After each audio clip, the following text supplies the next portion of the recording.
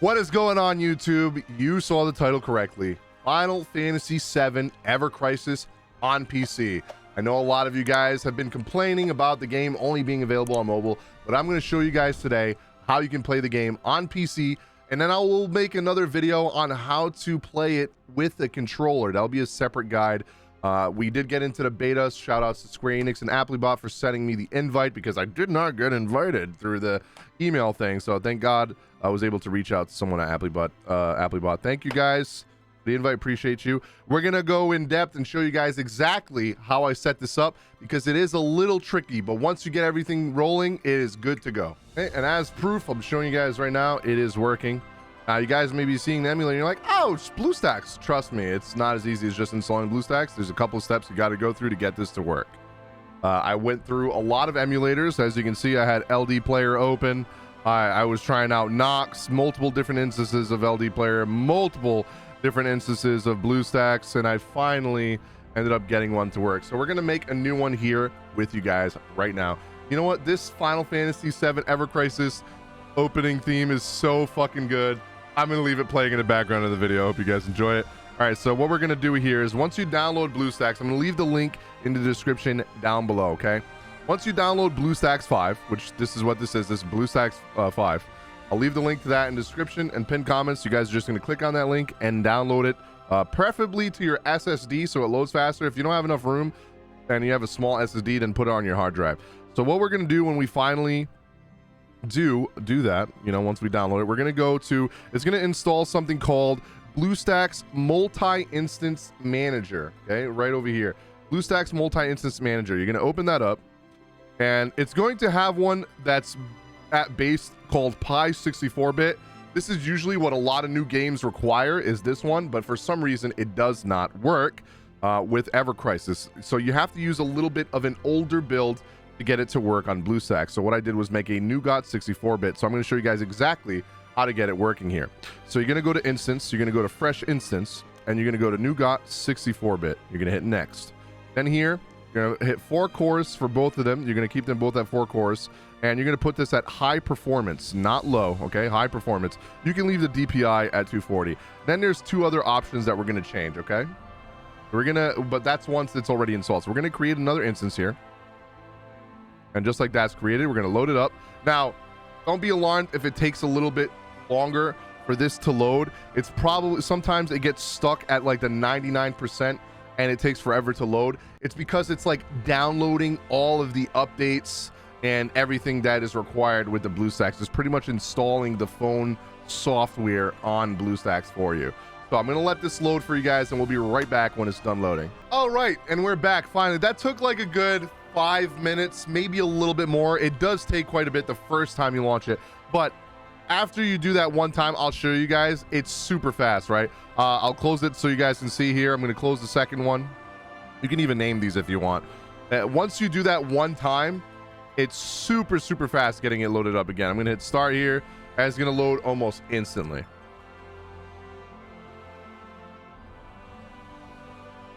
There you go. Now, once you get into BlueStacks and it finishes its initial download and installation, you're going to go over to settings, which is this little cogwheel down over here in the bottom right corner. Then you're going to go, this is already all set. We set this up when we installed the, you know, BlueStacks emulator, the version that we installed. You're going to go over to graphics. Once you're at graphics, you're going to make sure that this is on compatibility mode and DirectX. Then you're going to hit save changes. I already did it, so you guys just do that, and it's going to ask you to restart the app again. Also, make sure you put GPU in use where it uses your GPU, and then if you have 2 GPUs, select the one that is stronger that you're going to want to use to run. Otherwise, it's going to use your CPU. You don't want to do that.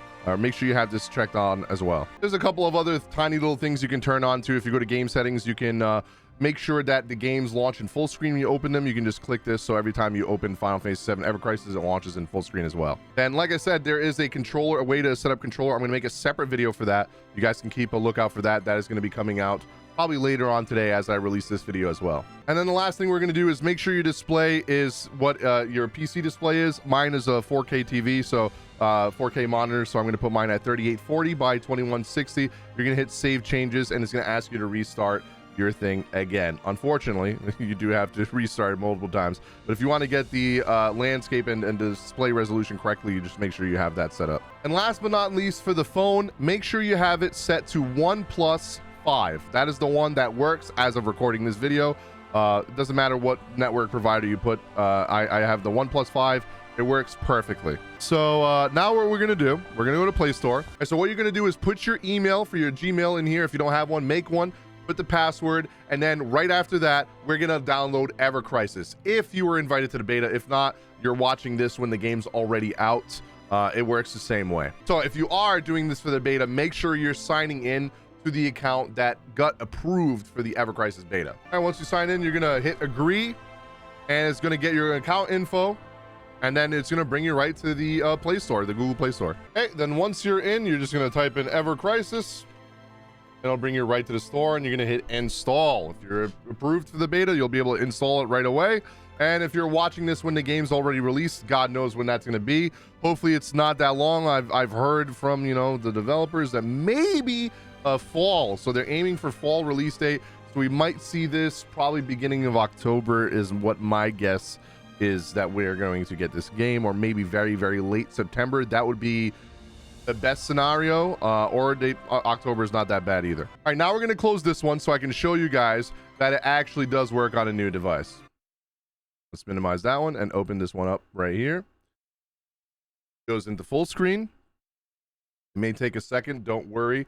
The first time you load these games, it usually does take a couple seconds. As you can see, the downloading popped up in the bottom left screen. You see Screenix and Applebot right there, and you're going to hear once again that beautiful, beautiful Final Fantasy VII prologue, and it is loud as hell.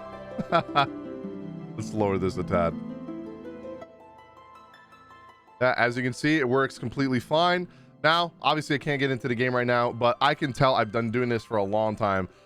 If it gets to the title screen like this, 99% of the time it works. And if it doesn't, when the game launches and it crashes or something past the loading screen, I will upload another video that uploads a fix to it. So as you can see, we click on it, very smooth, 60 FPS.